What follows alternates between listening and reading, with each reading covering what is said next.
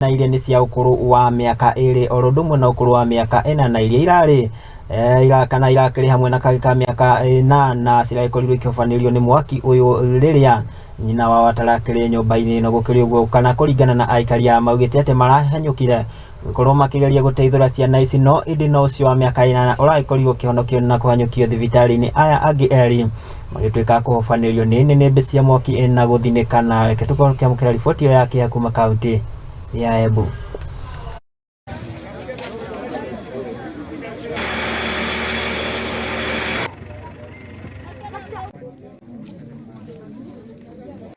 Sasa wakati mimi nilikuwa napika nikasikia watu wanapiga kelele, nikasikia mlio wa pikipiki, mimi nikatokezea spindi nikaacha chakula kwa moto, mimi nikakimbia. Hiyo moto ilikuwa imeshika nyumba ya kwanza, alafu ikaanza kushika hiyo ingine yote laini ya kwanza. Sisi tukachukua mandoo na nini na maji, tukaomba kwa neighbor, tukaanza kumwaga huyo maji na mpira tukachukua huko kwa Ndogo petrol station.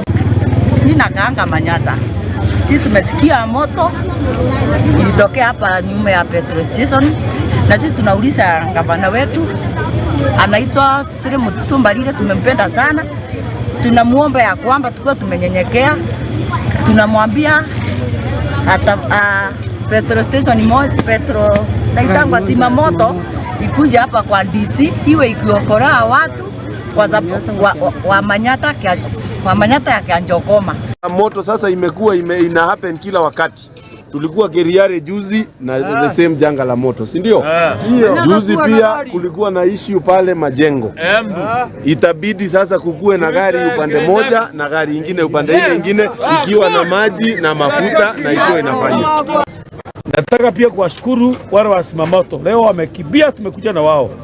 Kuna kusema ukweli, lakini tunataka kupea pole zangu mwenyewe, sa familia yangu na Embu County na sa gavana wetu, kwa sababu hii janga ni kubwa na tunataka kuombea wale watu ambao wameathirika. Ni ndeto yake ya kuma kaunti ya Embu.